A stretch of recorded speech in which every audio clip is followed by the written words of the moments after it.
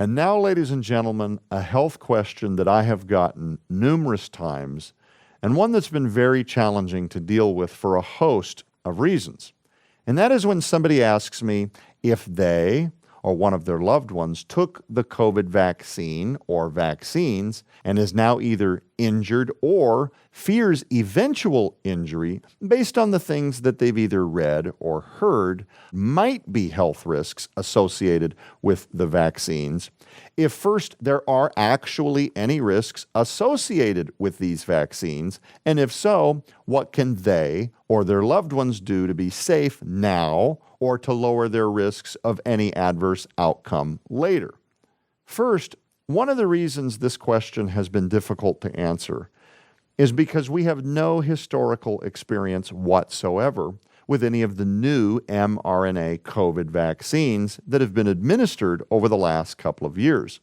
And in my view, many of the medical doctors and members of the scientific community that have been asking any number of questions regarding their safety or efficacy seem to be unsatisfied with many of the answers that they have been presented with, and their concerns go unmitigated for one reason or another. Some have raised alarming assertions about their potential devastating side effects, and as I'm sure you've seen for yourself, there are people on all sides of the academic aisle that vehemently disagree on the safety of these vaccines.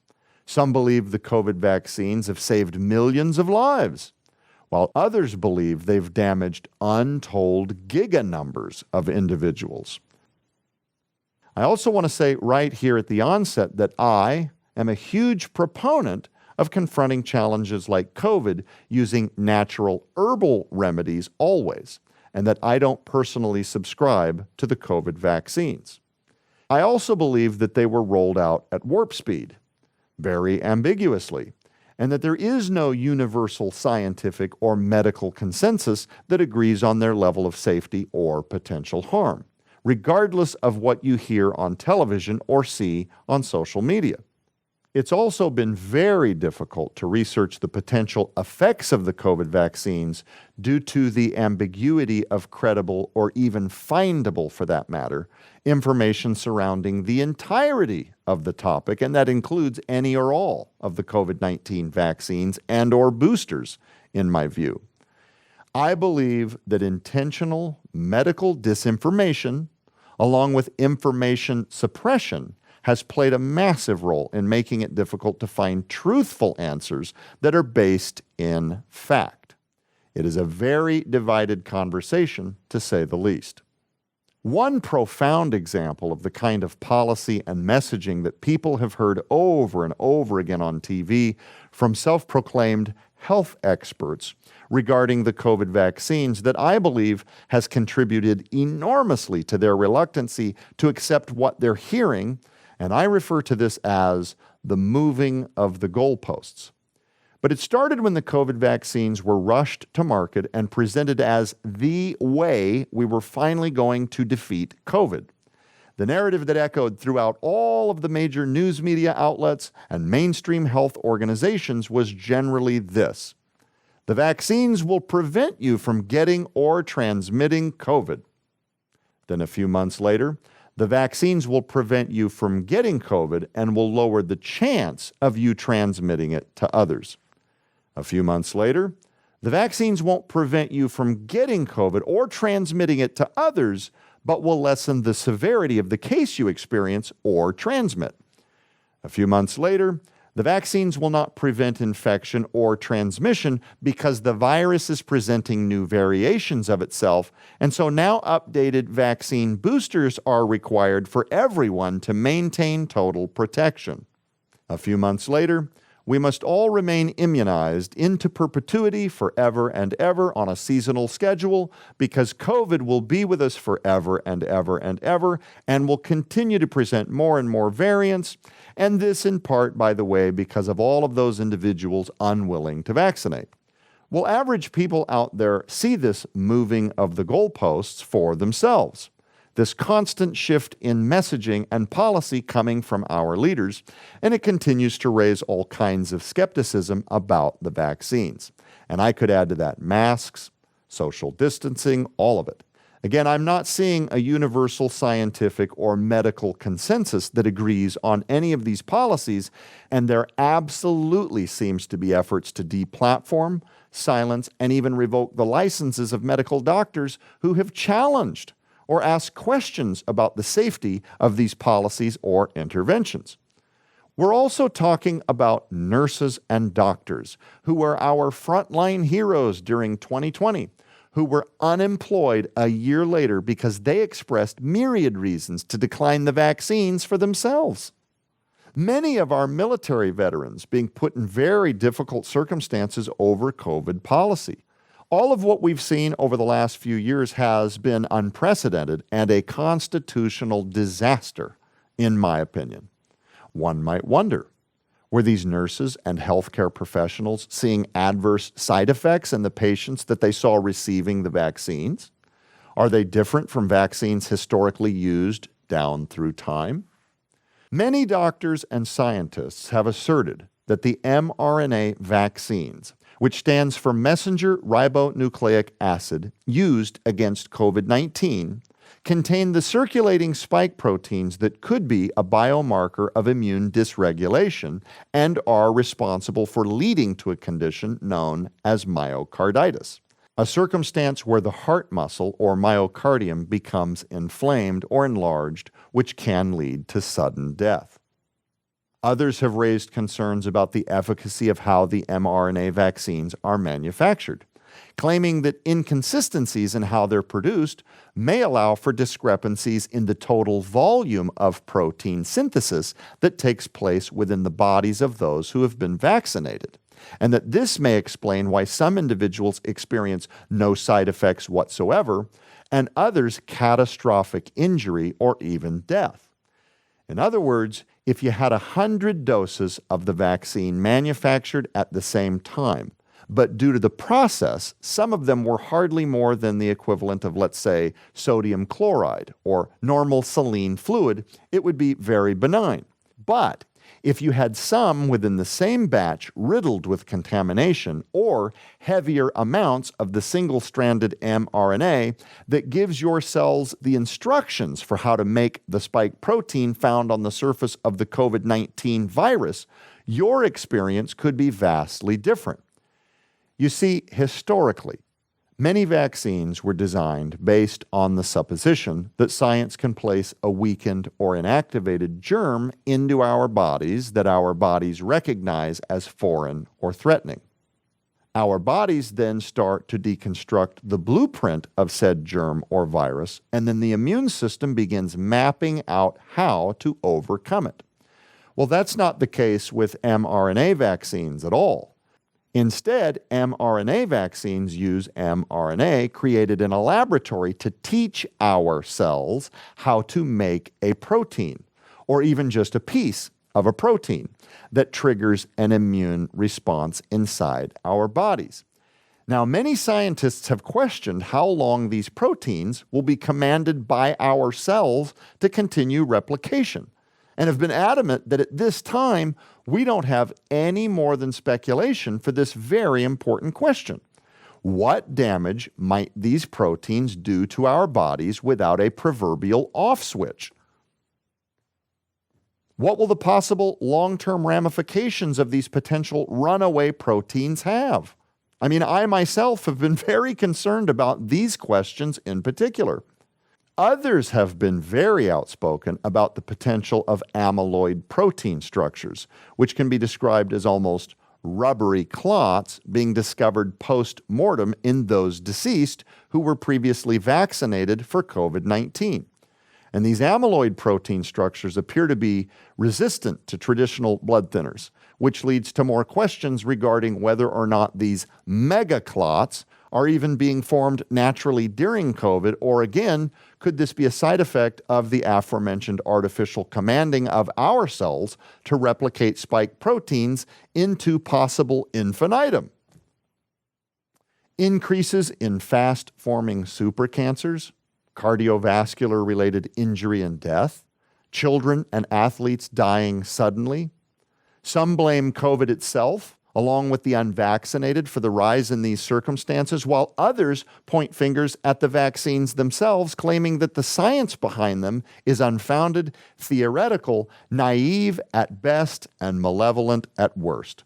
Friends, trust me when I tell you, as one who has spent a great deal of time over the last few years prioritizing research into this massive world of questions that COVID and the vaccines have presented, what the virus or the vaccines might be doing to our genetics over time, our reproductive health, our children, our children's children, there is no end to the number of ways that we could explore how COVID, the vaccines, our reaction to the pandemic, the lockdowns, businesses being destroyed, schools shut down, hospitals delaying screenings or surgeries, our policy here in the U.S. and abroad, families burying loved ones they never got to say goodbye to, how all of these things have affected our collective physical and mental health.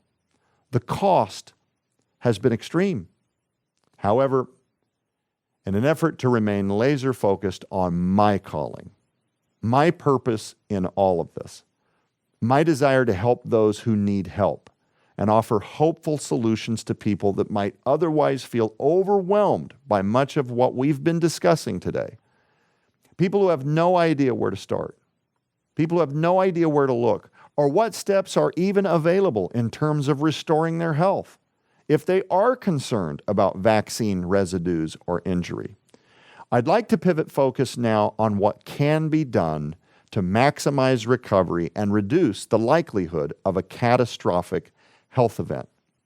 Recently, on August the 25th of this year, Peter A. McCullough, medical doctor, MPH, former vice chief of internal medicine at Baylor University Medical Center, renowned cardiologist and president of the McCullough Foundation, along with Cade Wynn of McKinney Family Medicine and Dr. Brian C. Proctor, announced that the very first spike detoxification protocol had been published in United States medical literature, specifically the Journal of American Physicians and Surgeons.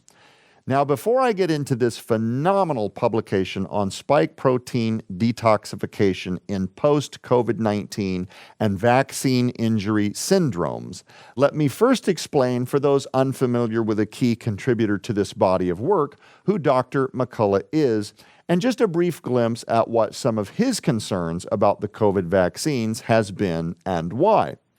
Well, Dr. McCullough is one of the doctors that has been extremely willing to express his many concerns about the safety of the COVID vaccines and stated recently while teaching during a live appearance, quote, "People who took the vaccines for the first time took a genetic injection of a foreign genetic material that produced in their body for an uncontrolled duration of time and quantity the Wuhan spike protein, the protein on the surface of the virus that causes so much damage in the human body. Many of you," speaking to the people in the audience, "still have the spike protein in your cells and your tissues. Every study that's looked at this has actually identified this central issue. The human body does not seem to have enzymes that can break down this protein like it could any other natural protein and get rid of it," unquote. Dr. McCullough went on to explain, based on his research, who he believes the individuals with the greatest risk of injury following COVID vaccination might be, where he said, quote, "People who developed an initial reaction and were sick for a few days or weeks afterwards. I really worry about them because we are seeing the late development of myocarditis and cardiac arrest even 2 years after the vaccine. Blood clots developing even 2 years after the vaccine. In fact, another episode of COVID could provoke these," unquote. So does that describe you or anyone you may know? Let me read that again. Quote, "People who developed an initial reaction and were sick for a few days or weeks afterwards. I really worry about them because we're seeing the late development of myocarditis and cardiac arrest even 2 years after the vaccine. blood clots developing even 2 years after the vaccine. In fact, another episode of COVID could provoke these, unquote. I believe that Dr. McCullough is one of the most balanced and sober voices out there on this issue right now. And I was delighted to see that he was a big part of this very first spike detoxification protocol that has been published in the Journal of American Physicians and Surgeons in August of this year. The title of the publication is called A Clinical Rationale for SARS Coronavirus 2 Base Spike Protein Detoxification in Post-COVID-19 and Vaccine Injury Syndromes. And interestingly enough, it focuses a great deal on much of what we've already been covering throughout this video presentation regarding the role that the SARS coronavirus spike proteins have played in causing or worsening adverse events like organ injury, disabilities, pneumonia, cytokine storms, deep vein thrombosis, the evidence of widespread residual replicating of the SARS coronavirus spike protein in human tissues for months after infection, but also discusses how these spike proteins have been found in the brain, heart, liver, kidneys, ovaries, testicles, and other vital organs at autopsy in cases of death after vaccination, and also states that in the case of vaccine-induced thrombotic injury, quote, the spike protein has been found within the blood clot itself, unquote. So, rather than revisit much of what we've already covered in regards to the features, behaviors, and side effects of the SARS coronavirus 2 spike protein, let's instead pivot briefly to what this medical literature highlights as potential key therapeutics in an effort to detox from them. It may come as no surprise to you that we introduce once again nattokinase, along with bromelain and curcumin, which are suggested as a generally safe detoxification foundation upon which other drug and nutraceutical treatment strategies can be developed for the amelioration of SARS coronavirus 2 spike protein-driven syndromes that may be affecting those who have recovered from COVID-19 and or received one or more injections of a COVID vaccine. In other words, regardless of vaccine status, these nutritional recommendations can be therapeutic and aid with recovery because of their universal anti-spike protein features. Now, due diligence requires that I inform you that at the time of this recording, according to this medical publication, quote, the duration of therapy and the impact on clinical outcomes such as quality of life, symptom scores, hospitalization, and death are unknown. Thus, no therapeutic claims can be made until large prospective randomized double-blind placebo-controlled trials are completed. A check of clinicaltrials.gov indicates that no such trials yet have been registered.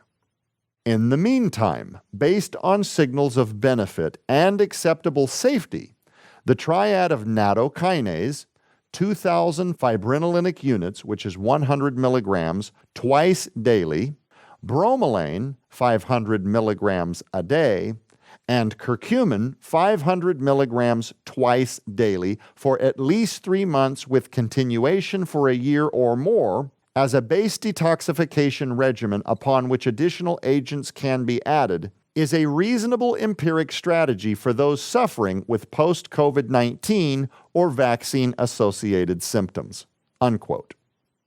The publication concludes, quote, chronic disabling symptoms from long COVID and following mRNA injections are an increasingly prevalent problem. The symptomatic presentation has many common features, which might be explained by the spike protein of the virus, which is also manufactured by the vaccine's own cells. There is no accepted protocol for treatment.